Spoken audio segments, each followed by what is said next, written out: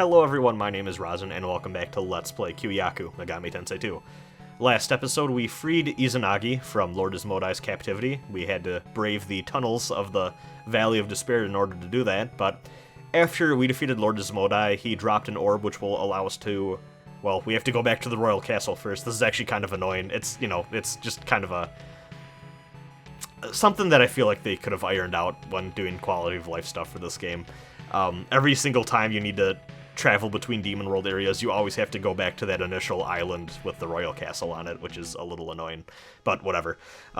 As I was saying, we managed to get the orb that was dropped by Lord Asmodai, and then we talked a little bit with Izanagi, who told us to actually use that orb to go over here to the Fields of Lunacy, which, as you can see, is a land of fire and flame. We are about to pull a Dragon Force and go through this shit, so that we could go to Belial's castle and rescue Izanami, who was also being held captive by Lord Asmodai, but was apparently at some point, that pulled the Super Mario Bros. 1 thing, and she got moved over to Belial's castle at some point or another. So we're gonna need to go on a little rescue mission, goddammit. And yeah, it feels good, actually, having Lord Asmodai out of the picture, because he's kind of just been a prick that's kind of been in the background, but, fucking with us this entire playthrough. Sending weird graffiti messages our way in Tokyo, and making us fall through weird trap portals to the demon world, and needing Izanami's help to get the fuck out of there. Just not a very good dude, so we managed to put his head on a pike and make our way through the rest of the demon world here. So the Fields of Lunacy is actually a pretty easy part of the demon world overall. In fact, I kind of wonder if this area was kind of designed to be more of a breather after they throw the Valley of Despair at ya. This is a lot more straightforward, definitely shorter. The demons here are slightly more powerful, but, not really. Part of me almost feels like maybe this should have been the first area of the demon world because of how simplistic it is, and the Valley of Despair could have been the second one, kind of more easily ramp you into this part of the game, or, onboard you into this part of the game. That graffiti message isn't going to be important at all, I'm sure, but I should stop being coy so much. All of these different towns have terminals as well, which, naturally, you can still use those terminals in any of these Demon World villages to teleport back to Tokyo, and vice versa, So yeah, this guy is the one hint we're gonna get about this area's major gimmick, and I guess major challenge. So we're gonna use that Flood Tide orb we got from Undyne to clear a path to Belial's castle. It's a little silly to me that the hardest challenge you're gonna face in the Fields of Lunacy is actually, the solution to it is actually found in a cave in the prior area. So, I think the Flood Tide orb thing is just kind of it's not the worst idea in the world. It's kind of a silly puzzle. I think Megami Tensei is better off when they don't require you to fuse specific demons to do stuff in the plot like this. I understand the inclination to want to do that sort of thing. When you add a unique mechanic like demon fusion, and especially with this game, as we've touched upon many times, you don't always need to interact with it as much as you think you might need to. So kind of forcing the player to interact with it to progress isn't, I guess, the worst idea in the world. But I think it just ends up being a little bit more of a hassle than it is, fun. I feel like these games are a little bit better off when they allow you to have, total free control of what your party should look like, and not have you worry too much about fusing things so that you can do a story thing or whatever. You may have noticed that random encounter set just gave us a shit ton of experience points for this point in the game. For those of you who have been paying attention to experience point drops and whatnot from the various enemies, I doubt many of you are, but yeah, Belial's castle is home to Set, who is a very, I don't want to say rare, but infrequent random encounter. Deep down in my heart, I want to say that he's a little more common up on the second to most and topmost floors, but I think that might just be something I invented in my mind. I don't actually know. I don't have any numbers or evidence to back that up. It just feels true to me. But I'm sure you can run around on the first floor here and you can run into him no problem anyways. I think that's just some weird idea I got in my brain because it sounds right to me. But yeah, Set gives you a shit ton of experience points. He's a little tougher than the average demon, but he only ever comes in groups of, I think, 1, maybe 2. Either way, he is good farming time material. So go ahead, and if you feel like you want to gain a couple levels here, it's not the worst idea in the world to just run around a little bit and try to fight as many sets as you can, and just farm it for all it's worth. I mean, 6,000 plus experience points per encounter, plus, you know, all of the little random encounters you're going to get into between set encounters. This is a very good area for leveling up, so if you're feeling like you're behind a little bit, or even if you know, you're not really feeling behind, but you want to beef up your party a little bit, definitely a good spot to grind in. I do think it's a little funny that Set went from being, Set went from being a major boss in the previous game to just a random encounter here that kind of gives you a lot of experience points.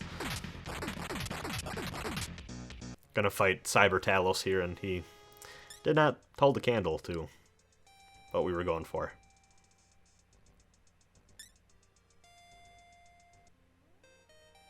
Oh no. She's translucent. That can only mean one thing. It's Obi-Wan Kenobi. No.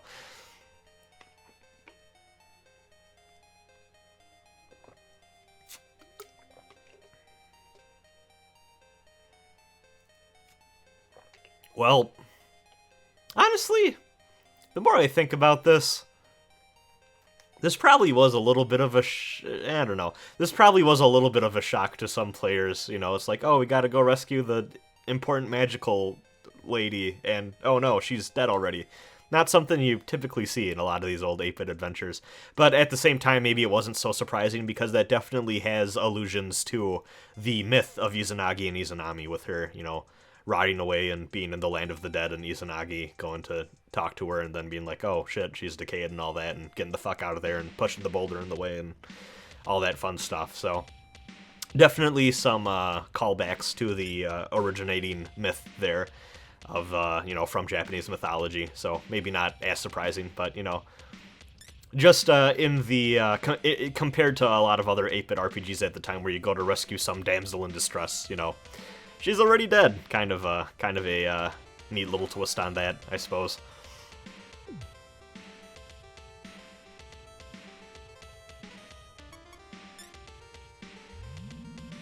We can take advantage of the elevator here, and I feel like I skip around a few floors. I can't exactly remember the layout of this place or what I was all running around for, but I feel like some of these floors have good treasure chests and stuff to get at. Just trace my steps in this video, and you should be fine. Yeah, I definitely wanted that strength and sense, so that's probably why I ran to this floor.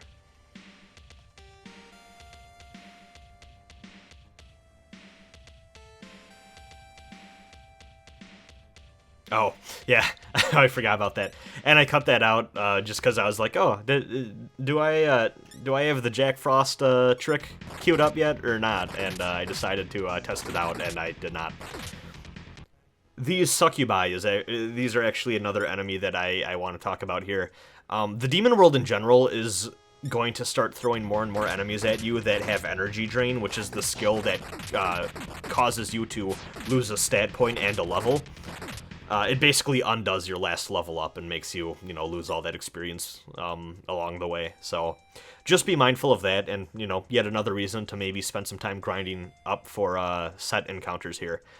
Just to kind of have some padding, so that if you kind of have bad luck with the RNG of this game when you're coming across demons like that, maybe you'll be able to take a few energy drains without having to worry too much, because you grinded up a little bit more than you thought you would.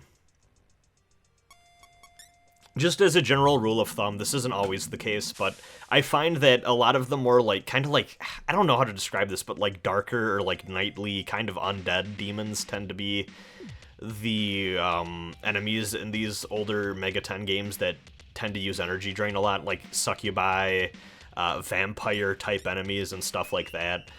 Though, those weird meatball things over in Zaratan's tummy also did it, so I don't know. Take it with a grain of salt, but I feel like after... This is so weird, but there are some weird, untangible things about playing these... I guess intangible is the word I'm looking for. these weird intangible feelings, or just, I guess, preconceptions sometimes you get playing these, just playing enough of any genre or any game, but you start to get, like, a feel for, like, okay, I feel like this enemy could probably level me down, or I feel like this enemy casts this type of spell. I guess that's kind of true, same thing with playing fantasy RPGs, or just any other genre, or, any other, type of RPG out there. You start to gain a sense of what sort of design cues and aesthetics different enemies have, and what sorts of abilities or combat encounters that they tend to be involved with and can use and stuff like that. So there's definitely a design language and a learning curve to kind of understanding what enemies in Mega 10 are probably capable of, though, I would say that discoverability and learning what enemies can do as you explore new areas is kind of half the fun of just Mega 10, both the modern games and the older ones. There's definitely a lot of joy and the good kind of stress going into a new dungeon or something like that and being like, oh god, this is a new random encounter that I've never faced before. What can this throw at me? Though because this game, this game series also reuses a lot of demons over many entries too. The more of these games you play, the more you start to understand the commonalities between them, and if you're gonna face a Jack Frost, you're gonna expect it to use ice spells, that sort of thing.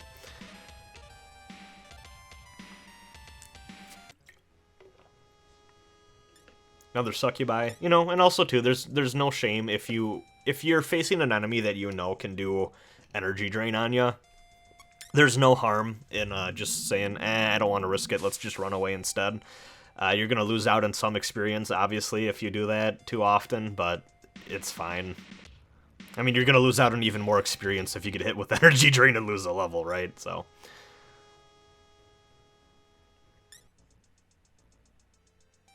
running pretty low on magnetite there if you've been paying attention to that number. Running around with those fancy demons, and a full party at that of fancy demons, is really going to be doing a number on our magnetite score. So just got to be a little mindful of that going forward. I don't remember if I let that become a problem or not. I might have. We'll have to wait and see. I should be fine for the rest of Belial's Castle. We're almost to the top, right? So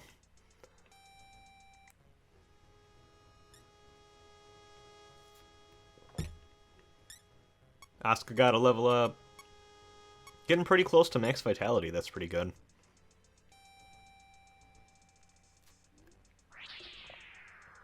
There's a little warp tile. Gonna lead us over here. 5th floor. And I believe the final section here has a lot of different rooms with weird warp tile shenanigans. But if you just be careful and follow my steps exactly, you should be fine. And there's some treasure up here too. Got a new mask. Always good fun. Not the most helpful equipment in the world, but, it's better than nothing. Every little bit counts. Especially as we start to get to the somewhat tougher fights in this game. Though, actually, the one we're about to go up against ain't too bad yet. But I think this might be the last, I don't know if I want to say the last easy boss in the game. I'm sure there's others, but definitely from this point on, it feels like the bosses are going to get a hell of a lot spongier. So, just something to think about.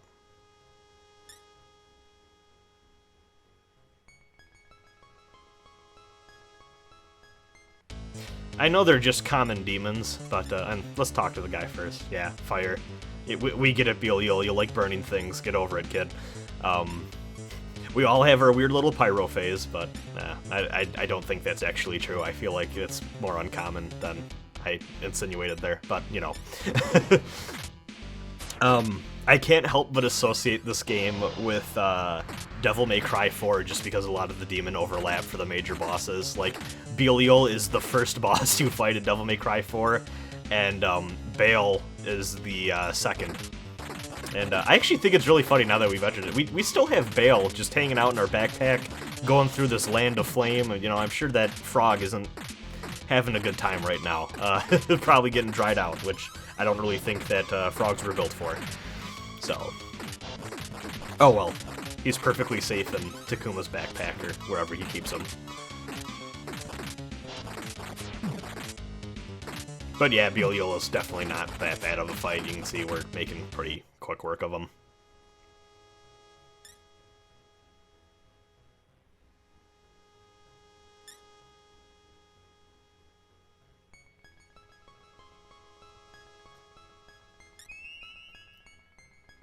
Alright, that's our second orb. That's going to let us go to the third area. But before we do that, we got some other things to take care of that you're going to see in short order here.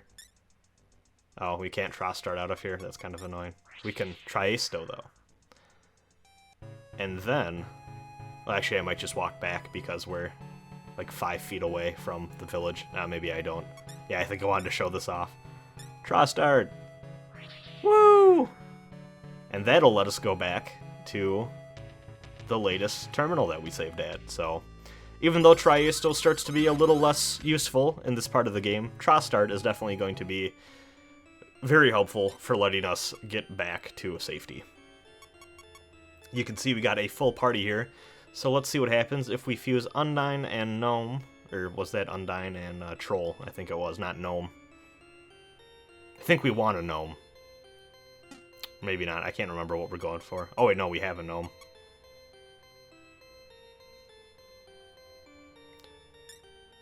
Okay, so we're gonna make a Salios. Trust me, this is the beginning of a very long plan that I notebook scribbled out to be able to do what I'm about to do. We're going to go all the way back to the starting area of the game. This is like the first slice of overworld map we can get to right out of the shelter that we started the game at. Force a Harpy to join our party. Fuse a Salamander.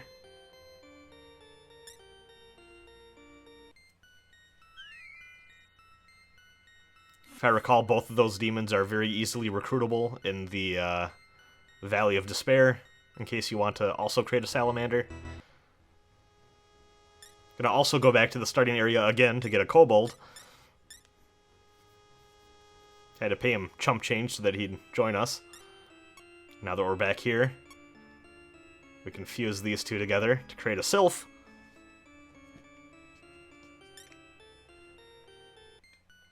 Which, we're actually going to need a Sylph for something coming up pretty quick here, so I'll probably be repeating that fusion in a short amount of time after I'm done doing what I'm trying to do here.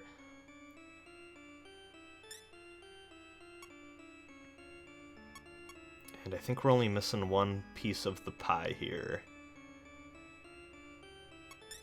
Maybe not. Oh, well, you can see that fusing those three elementals together will give us Raphael, who is pretty good for a level 20 demon, but, you know, we are well past that point in the game of being useful, so we needed to go back to the Valley of Despair's tunnels and get ourselves another troll.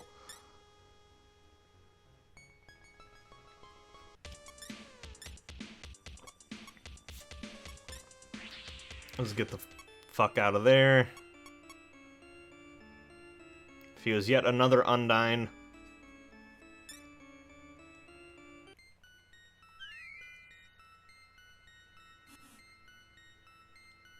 Now I believe we actually have all 4 of the elements in our party. And we are about to fuse 3 of them off. Yeah, look at that. That's a rare sight indeed. So if you fuse Undine with Salamander and Sylph, and we're going to keep that gnome in our party because we're going to need it in the next area, actually, I believe, to progress in the story. But if we fuse the other 3 elements, we're going to get none other than the ultimate Archangel, Michael. And let's just watch this full thing. You know, we deserve it. It's been a while since we've seen this full animation anyways, and what better demon to celebrate that with than none other than the Archangel Michael himself. For those of you who are maybe watching, or, you know, learning about Megami Tensei for the first time, it is a little silly because within the series we still refer to angelic beings as demons as well, so if you're kind of thrown off by me calling the Archangel Michael a demon. Just know that demon is more of a blanket term. Kind of more like the daemon, kind of like spirit type thing, mythology-wise, than the kind of Christian definition, I find. But, you know, whatever. We fuse Michael, who is, by all accounts, a very good demon. Very useful abilities. Definitely going to be a demon that is going to be very helpful in the areas to come. So I highly recommend, if you have the patience to do so, fusing up Michael right now. And you may need to grind up a little bit just so that you can actually be able to summon him up. But I think if you've been playing along with me at a pretty solid clip here and not running away from too many battles, you should be relatively where I'm at, if not maybe even a little higher than where I am level-wise. So, once again, let's go back and get another kobold.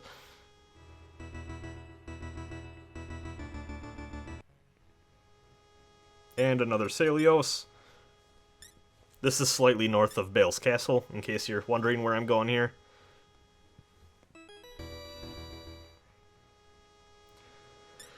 And I figured since we're here, north of Bale's Castle, we might as well also talk to Jack-o'-lantern, so that we could go do the Jack Frost bullshit one more time, get some money, get some experience points, and, you know, whatever.